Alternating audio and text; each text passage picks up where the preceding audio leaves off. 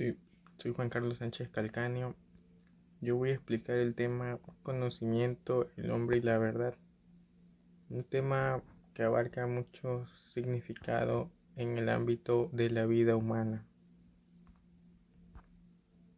El hombre y su búsqueda constante. Aquí podemos ver que desde los albores de la civilización, el ser humano ha sentido una inquietud innata por desentrañar los misterios que lo rodean. Esta profunda necesidad de comprender el mundo y su propia existencia es una constante universal. Aquí podemos ver en la siguiente diapositiva qué es el conocimiento. Bueno, en la captura mental tenemos que es mediante el cual la mente capta y asimila información del entorno. Mi construcción activa no se limita a una mera recepción, sino que implica una interpretación y del desarrollo humano. Como destacó Jean Piaget, el conocimiento es un proceso evolutivo que se desarrolla a lo largo de la vida. Hay muchas formas de tener conocimiento, pero el desarrollo humano, que es conforme uno va creciendo y viviendo la vida, te da más un conocimiento pues fundamental, que ya lo has visto cómo se va desarrollando. El hombre como constructor activo en la realidad. Desde hace tiempo el remoto del ser humano ha sido un observador positivo en el mundo, sino como constructor de la realidad. Esta afirmación nos lleva a conocer que la realidad no es algo completamente externo, sino fijo en el mundo, que también se construye a través de nuestras ideas, decisiones, acciones y formas de ser que tenemos como ser humano. Cada persona nace en un entorno que nos ofrece unas ciertas virtudes, como cultura, lengua, historia y creencias. Pero a lo largo de la vida el ser humano nos recibe información que nos interpreta, cuestiona, que nos transforma y nos dice eso se llama realidad. No simplemente existe, sino también lo entendemos, como entender y comprender eso. En este proceso intervienen muchos factores, el conocimiento, la experiencia, la educación, la imaginación a través del pensamiento. Alguna de esas, por ejemplo, puede ser nuestra tecnología que nos promueve nueva tecnología, la filosofía, la manera de actuar en la sociedad y la modificación de la realidad en la comparación de cosas. También es importante decir que no hay la única realidad en el mundo de cada ser humano, sino es la versión del mundo de cada uno de nosotros.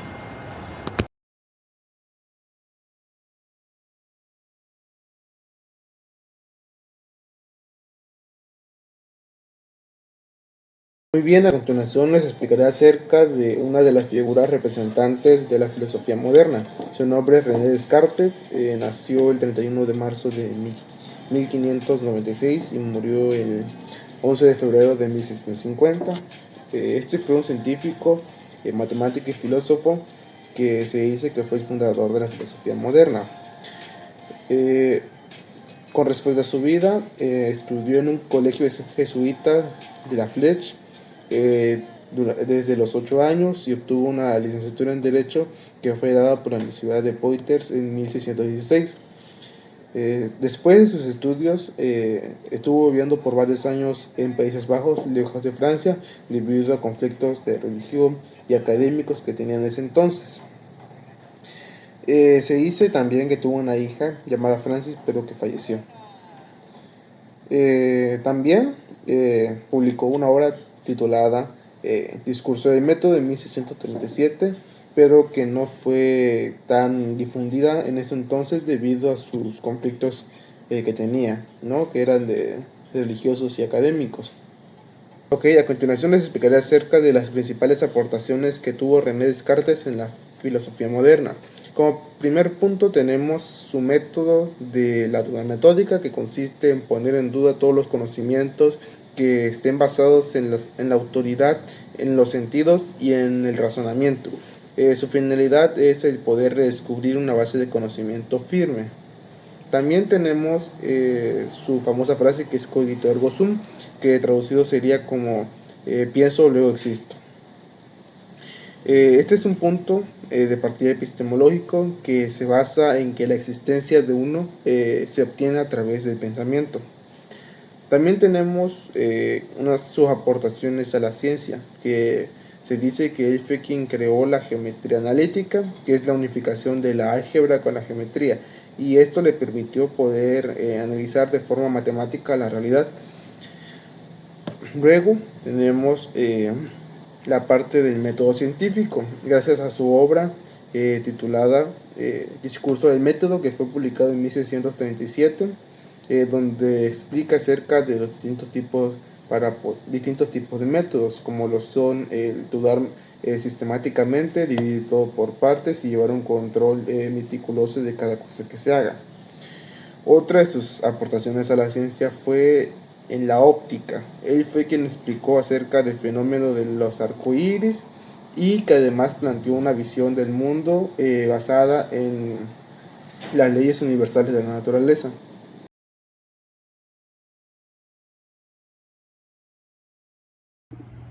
Para poder entender un poco sobre el tema, hablaremos sobre quién fue David Hume.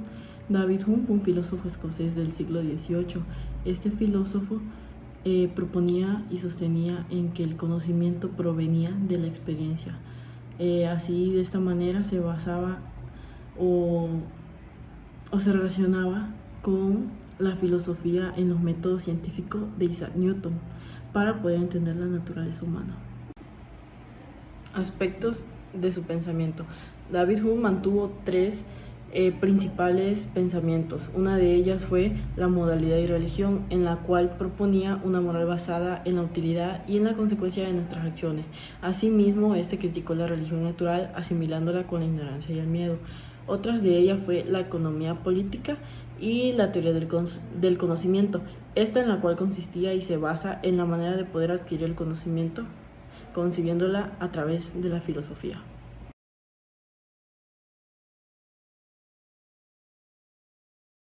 El día de hoy hablaré sobre Immanuel Kant, quien pues es uno de los filósofos que algunos piensan que o consideran que es el más reconocido o el más importante de la historia, considerando que pues él es un gran pensador de la ilustración, y pues su vida y todo lo que ha hecho pues ha marcado antes y un después de la historia y la filosofía moderna.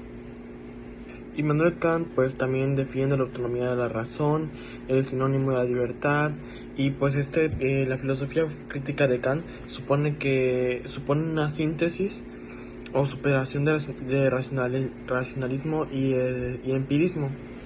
Asimismo, el filósofo Kant rechaza el camino escéptico y en su lugar decide que se debe empezar desde cero, que él igual dice que el centro no es el objetivo, sino el sujeto, y más concretamente la forma que tiene el sujeto de conocer el objeto.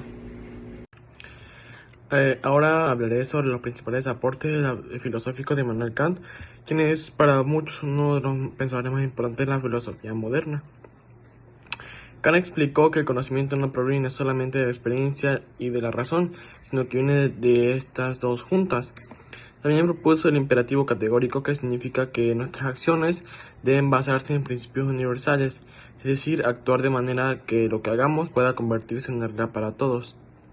Además, distinguió entre el fenómeno que es lo que percibimos del mundo y el número, que es la realidad en sí misma, aunque no podemos conocerla directamente. Con estas ideas, Immanuel Kant sentó las bases de la filosofía moderna y marcó un antes y un después en cómo entendemos el conocimiento y la moral. Es decir, que Immanuel Kant fue uno de los pensadores más influyentes para los seres humanos, porque pues nos mostró un pensamiento más allá de lo que vemos o de lo que observamos o lo que experimentamos, ya que pues Immanuel Kant dice que, como lo mencioné hace un momento, que la experiencia no proviene, que el conocimiento que nosotros vemos, es decir, lo que nosotros vemos o percibimos con nosotros mismos, viene de la experiencia y de la razón, el conocimiento, que sin estos dos no puede haber lo que conocemos o lo que experimentamos. Ahora, influencia de Immanuel Kant. Las ideas de Immanuel Kant marcaron el fin de la filosofía moderna y dieron paso a la filosofía contemporánea. Inspiraron demasiadas corrientes como el idealismo alemán, el existencialismo y la fenomenología. Hoy en día sus planeamientos siguen influyendo en la ética, la política, la pedagogía y la teoría del conocimiento. ¿Por qué? Porque pues Immanuel Kant define que todo lo que experimentamos y todo lo que nosotros hacemos podría marcar a otras personas y entre esos pues define lo que es más la ética y los valores. Las frases célebres de Immanuel Kant, entre sus frases más conocidas destacan el cielo estrellado sobre mí y la ley moral dentro de mí. La ilustración de la salida del hombre en su minoría de edad, de la que él mismo es culpable. Bueno, en conclusión, Immanuel Kant fue un filósofo que buscó responder cómo conocemos, cómo debemos actuar y qué lugar ocupa el ser humano en el mundo.